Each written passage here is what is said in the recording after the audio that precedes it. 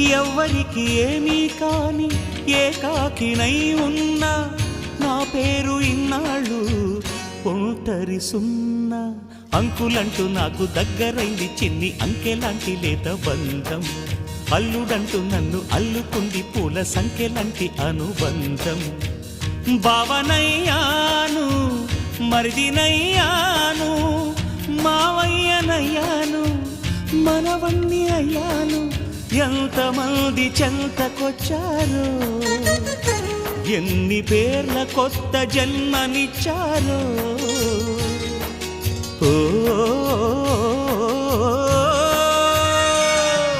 తీరిపోని రుణమందుకున్నా ఇంతకన్నా ధనముండదన్నా మును పెరుగని అనుభవమని మై మరపున ఉన్నా.